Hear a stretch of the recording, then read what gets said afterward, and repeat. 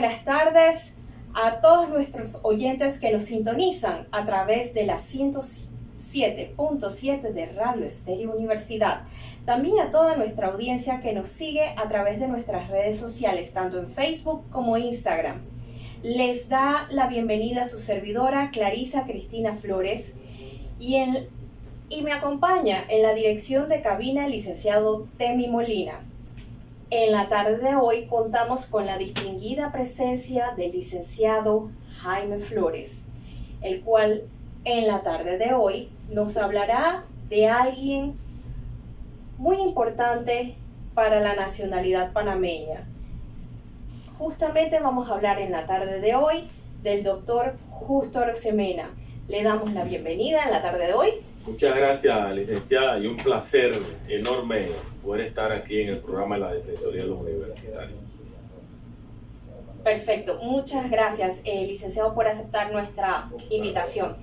Comencemos entonces a hablar un poquito de este patriota panameño, el doctor Justo Arosemena, que hemos traído ese tema en el día de hoy, no solamente por ser abogado, dado que su natalicio fue el pasado 9 de agosto, sino porque es una persona rica en su trayectoria profesional y política. ¿Qué podemos decir entonces en primer lugar de quién es Justo Arosemena? Bueno, mire, la figura de Justo Arosemena representa un baluarte para este país.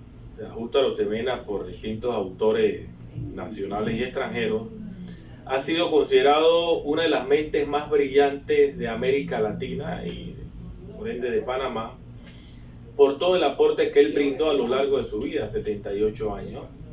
Su aporte en materia filosófica, en materia política, en materia jurídica, en el ámbito periodístico.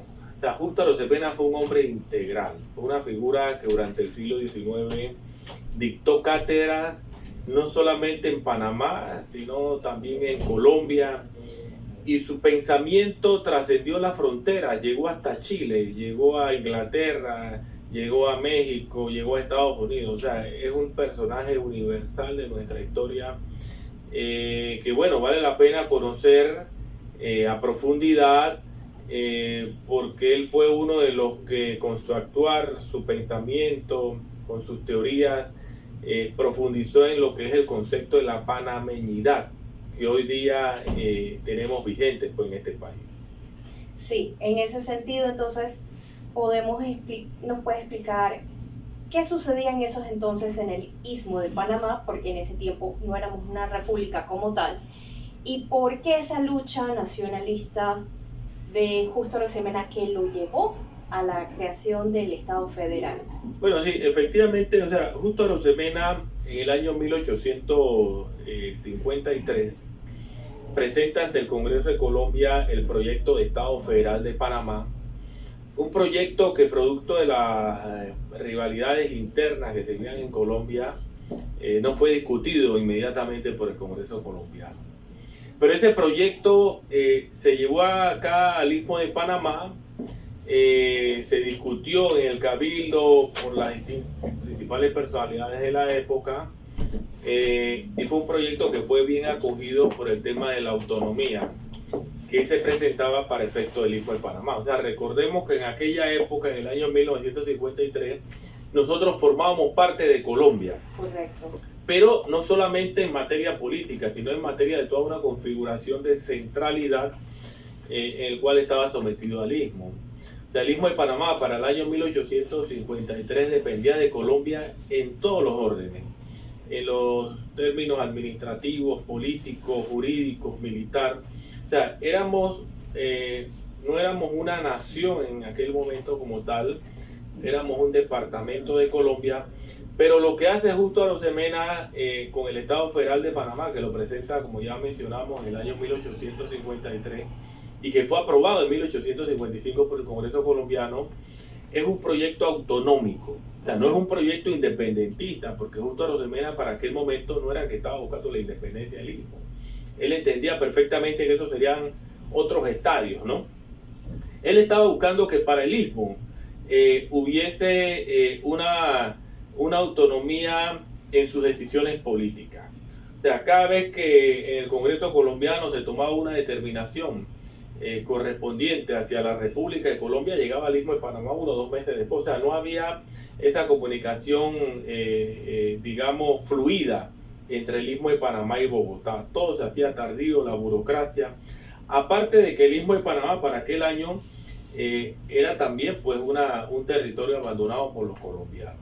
O sea, todo esto hace que Justo Arosemena reflexione, presione ante el Congreso colombiano sobre la necesidad de que el Istmo de Panamá tuviera esa figura, digamos, de autonomía y que pudiésemos ser elevados, ¿no? En este caso, ante la nación colombiana como un territorio donde los panameños pudiéramos tomar nuestras propias decisiones soberanas. Eso es lo que está contenido en el Estado Federal de Panamá, que es un documento, es un libro, es un ensayo, digamos, filosófico, profundo, histórico, donde Justo Arosemena hace una narración desde la época colonial, desde el momento de la llegada de Colón a América, pasando por la fundación de Panamá, por todos estos movimientos de sublevaciones que se dan en la época, en el siglo XVI y XVII, ¿no? Y llega después al periodo que nosotros denominamos pues de Unión de Panamá-Colombia, ¿no? Entonces Justo Arosemena ahí justifica pues las razones geográficas, económicas, políticas, etcétera, de por qué Panamá o el Istmo de Panamá debía ser autónomo, ¿no? Frente al Estado colombiano. Es importante que este proyecto autonomista de Justo Arosemena de federación sirvió de ejemplo a otros departamentos del Istmo que lo acogieron perfectamente, tanto así que en el año 1863, después de una guerra que se da en el periodo del 60 al 62 entre liberales y conservadores, y que los liberales salen triunfantes, el doctor Justo Arosemena es el que dirige el Congreso de Río Negro, que es el que le da definitivamente la potestad federativa, no solo al Istmo de Panamá, sino a todos los departamentos de Colombia, hasta el año 1884, que es cuando Rafael Núñez, en su segundo periodo, toma el poder y desde la presidencia de la República en Bogotá plantea pues la derogación de la Constitución Federalista en 1864. Una pregunta, profesor. En ese sentido, con el Estado federal y las ideas de Bolívar, nos puede ampliar un poco cuando se habla de la unidad latinoamericana o de la unidad de lo que era el sueño de Bolívar de una América unida. Claro. Y por qué Justo Arosemena explicaba que para mantener incluso esa unidad, la vía de Estado federal era una fórmula para mantenerlo. Exacto, mira, es muy interesante esa pregunta y da para bastante, ¿no? Mira, Justo Arosemena en las memorias, en uno de sus escritos de la década del 40, 50, él dice que cuando él tenía aproximadamente 5 años de edad, uno de los hechos que más lo motivó, ¿no? Que más lo llenó en ese momento de fervor, era que en la casa de su papá, en la casa de Mariano Arosemena, padre de don Justo, que fue uno de los próceres del movimiento independentista en 1821, decía Justo Arosemena que él veía un cuadro, ¿no? En la casa de su papá, alusivo a Bolívar y a las guerras independentistas. Entonces Justo Arosemena manifiesta pues en uno de sus escritos que ese cuadro a él lo motivó mucho, ¿no? Y lo condujo a estudiar ese ideal bolivariano que está en el Congreso Anfictiónico de Panamá en 1826, ideal bolivariano que se extendió durante toda la década del 30, 40, del siglo XIX. Bueno, en el caso específico, nosotros podemos decir que Justo Arosemena era un bolivariano. En el año 1864, Justo Arosemena encabeza una delegación en Perú, ¿no? Una delegación de dignatarios donde expone la necesidad en ese congreso que se da en Lima de que se organice una liga americana, o sea, en ese contexto pues de Latinoamérica, una liga americana que pudiera hacer frente, ¿no?, a aquellos embates neocoloniales, imperialistas que se cernían sobre el Istmo. O sea, eso tiene también un antecedente que podríamos también profundizar en algún momento, Y es que Justo Arosemena, en el año 1856, cuando se da el incidente de la tajada de Sandía, fueron los más críticos de ese evento, ¿no? Entonces, decía Justo Arosemena en uno de sus párrafos, que es muy poco mencionado por lo menos en los textos nacionales, él condenaba la agresión que era victimalismo de Panamá en ese instante. O sea, Justo Arosemena tenía claro de los peligros que se cernían sobre el continente en base a los Estados Unidos, ¿no? Que ya en el año 1846 se había apropiado la mitad de México, ¿no? Todo el territorio del sur de México, ¿no? En una guerra totalmente injusta, inhumana, que le costó cientos de miles de vidas a los mexicanos. Bueno, en ese caso, Justo Arosemena en el año 1864 lleva el planteamiento de unidad latinoamericana al Congreso de Lima y plantea la necesidad bolivariana de que nos unamos en un solo eje, en un solo continente, frente a las futuras agresiones que Latinoamérica pues venía siendo objeto tanto de los Estados Unidos como de Inglaterra en ese momento. Pero hay algo que no me queda claro, profesor. Justo Arosemena nos veía como parte de la Liga de Naciones Bolivarianas, o nos veía o sentía que era mejor ser un departamento dentro de Colombia. Sí, o sea, Justo Arosemena, o sea, es una pregunta que es un debate, ¿no?, de algunos historiadores, de que si Justo Arosemena tenía un ideal federalista o independentista, ¿no? O sea, Justo Arosemena tenía claro para aquella época que las condiciones independentistas no estaban dadas en el Istmo. Y eso se lo planteó a Tomás Herrera en 1840, cuando Tomás Herrera con el Estado del Istmo plantea la independencia del Istmo por espacio de 13 meses. O sea, que fue la segunda gran independencia que tuvo el Istmo de Panamá, 1821-1840 con Tomás Herrera. Justo Arosemena fue el secretario de Tomás Herrera en ese Congreso Constituyente que se dio en el año 41, y en los debates que se daban y en los escritos de Arosemena, desde muy temprano, podía tener 20, 22, 23 años aproximadamente, él decía que las condiciones del Istmo no estaban dadas para una independencia. Entonces, por eso es que él se va hacia la vía federativa, ¿no?, hacia el federalismo, que era lo que él consideraba lo más prioritario, lo más real dentro de el ámbito político que se vivía en aquel momento en Colombia. Entonces, Bolívar, a su pregunta, él combinaba varios elementos: el elemento territorial, el elemento que tenía que ver con la autonomía, y también el pensamiento bolivariano de integración, ¿no?, de integración. Por eso es que en Perú expresa, ¿no?, la necesidad de esa liga americana, que fue bien acogida, ¿no?, que fue bien acogida y que él desarrollará años más adelante. De la mano, un poco y aprovechando que hemos recibido también, usted tuvo una participación en la Asamblea Nacional, casualmente para hacer alusión a los 137 años del fusilamiento de Pedro Prestán. Ajá. Y en esa línea, cuando usted hablaba sobre el constitucionalismo, que se había dado también trayendo un sitio muy específico como Río Negro, Sí. y mencionando que estábamos por los 1800, finales de los 1800, la figura de Pedro Prestán, de repente ese paralelismo, las ideas bolivarianas que están vigentes, y Justo Arosemena. Bueno, exacto, o sea, mira, para el año 1885, que se da el levantamiento de Pedro Prestán en Colón, Justo Arosemena ya estaba en una edad muy avanzada.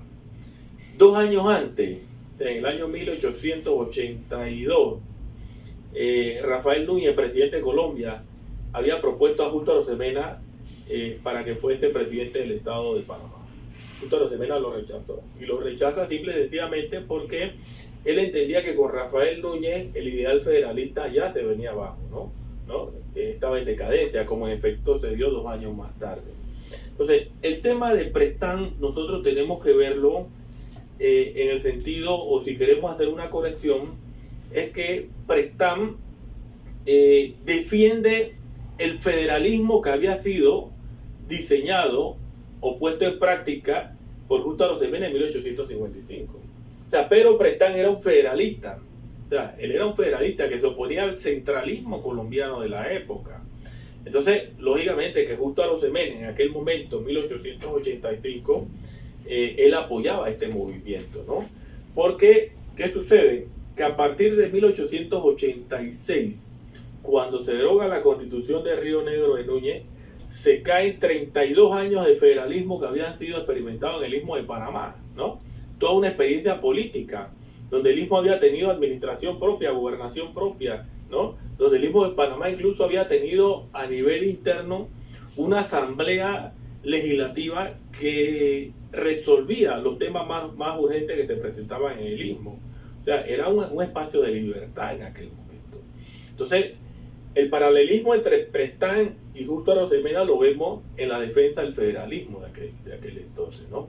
Y en la defensa de los ideales de libertad que Justo Arosemena abanderó durante toda su vida.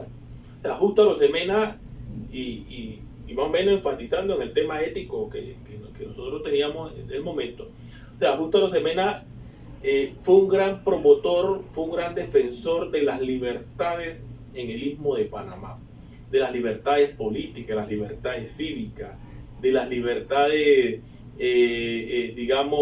familiares. O sea, fue un defensor de la libertad nacional, ¿no? Que se expresa en el Estado Federal de 1855, pero también se expresa en una serie de acciones que él llevó a cabo durante toda su vida.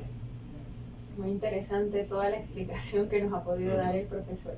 Profesor, a veces, digo, no es tanto divagar, pero siempre hay una pregunta. ¿Por qué Panamá se acerca más al proyecto bolivariano y no forma parte de la Confederación de Repúblicas Centroamericanas?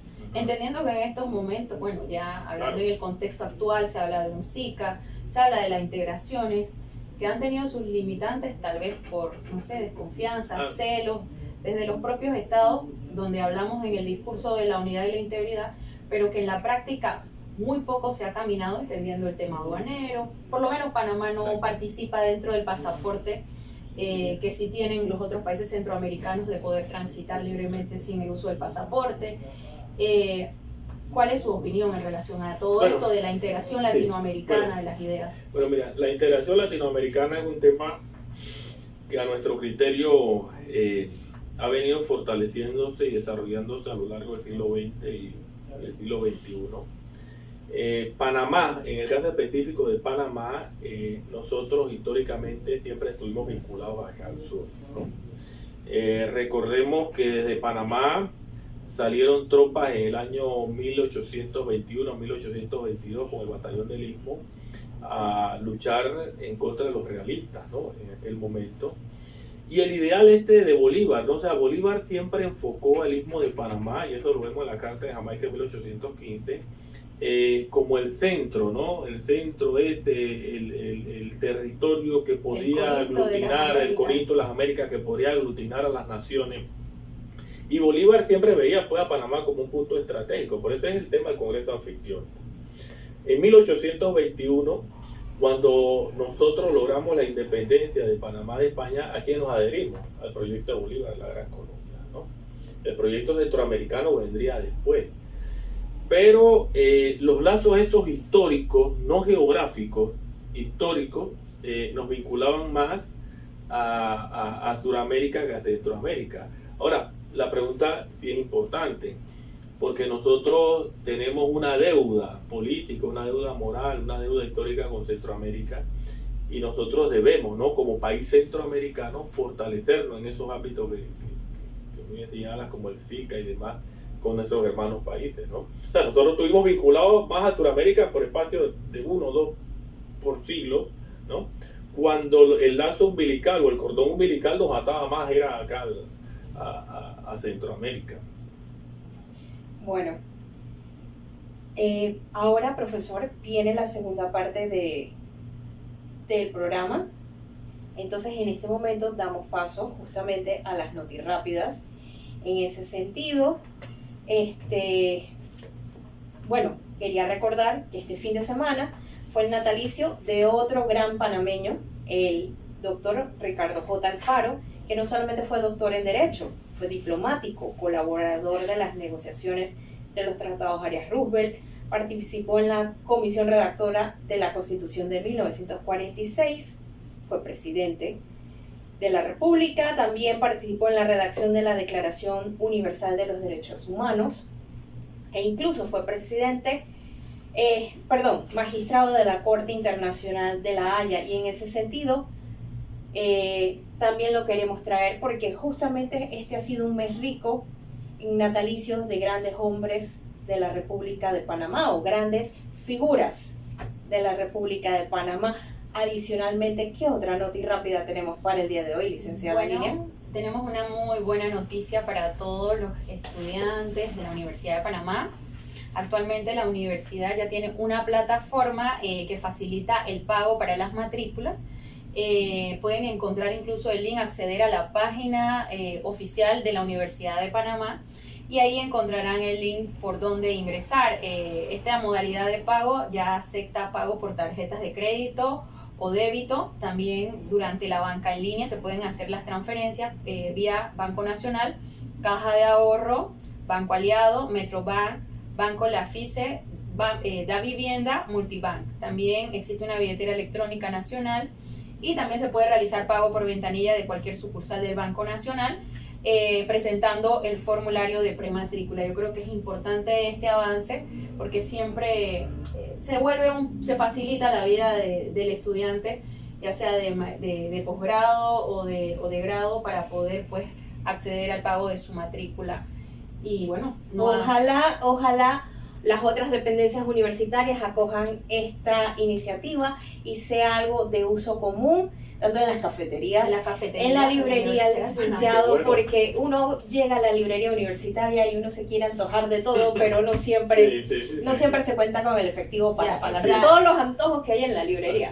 Los modos cambiaron y entonces ya a veces uno se encuentra con que está corto de efectivo, pero quiere adquirir y te encuentras como que no tengo un cajero tampoco tan accesible. Y bueno, esta nueva puede forma estar fuera de servicio de porque nada más contamos con un cajero en el campus central. Entonces, esta es una maravillosa noticia. Otra noticia rápida es que en el día de hoy se celebra el Día Mundial del Folclore. Desde 1960 la UNESCO instituyó esta fecha justamente para rendir homenaje al folclore como conjunto de costumbres, creencias y tradiciones populares. ¿Por qué? Porque esta festividad busca valorizar la identidad de la cultura artística de cada comunidad. Es la expresión auténtica de un pueblo que abarca sus tradiciones, sus leyendas, costumbres, músicas y danzas. Y justamente de eso se trata, y yo creo que por eso era tan importante tener como entrevista el tema central de Justo Arosemena, justamente porque siendo nosotros parte de la Gran Colombia, él siempre trató de rescatar la identidad panameña. Totalmente. Trató a través del Estado federal justamente ganar un espacio para que el Istmo de Panamá pudiera desarrollarse. Y es por eso que me parece que fue tan importante la entrevista del día de hoy, justamente para resaltar la nacionalidad panameña. Y en ese sentido, entonces, la Defensoría de los Universitarios le agradece enormemente haber aceptado nuestra invitación en la tarde de hoy. Y bueno, la fortaleza de un pueblo también está en la capacidad de la conservación de su cultura, de sus tradiciones. Así que yo creo que es muy importante el aporte, la reflexión que se realice dentro de la diversidad que tiene nuestro país. Y bueno, como siempre, que a pesar de ser chiquititos, somos ricos en diversidad. Así mismo es, y el respeto a esa diversidad que tenemos. Y sobre todo, pues de alguna manera hacer mayor énfasis y el rescate que merece. Ha sido un placer tener al profesor en la tarde de hoy. Como a todos los entrevistados que hemos tenido en este programa, la Defensoría de los Universitarios Informa, definitivamente esperemos que no sea la última en que nos acompañe, donde toquemos otros temas de interés a nivel de la Universidad de Panamá. Y también, entre las notirrapias no se nos puede quedar jamás, es la visita que tuvimos en el Centro Regional Universitario de Colón, donde tuvimos una buena bienvenida por parte tanto de su director como de todos de todos los estamentos de la universidad, el personal docente, administrativo y estudiantil. Que nos trató de maravilla.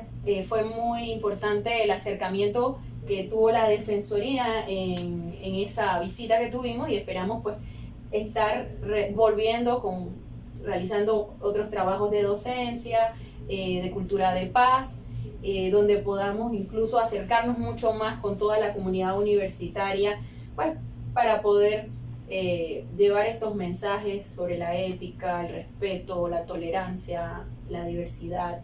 Y en ese sentido tenemos un calendario de visitas que se van a ir realizando próximamente a los diferentes centros regionales, así que a todos nuestros seguidores de los centros regionales no se preocupen, porque esta vez fue Colón, pero después seguiremos en sus propias comunidades universitarias visitándonos, acercándonos a cada una de las regiones que comprende la Universidad de Panamá, desde Bocas del Toro hasta el Darién. Sí, todos sus centros regionales anexos. Esperemos estar visitándolos. Agradecemos al profesor. Gracias a ustedes. Y agradecemos a John Suira en controles aquí en Radio Estéreo Universidad por servirnos el día de hoy en este programa de la Defensoría de los Universitarios Informa.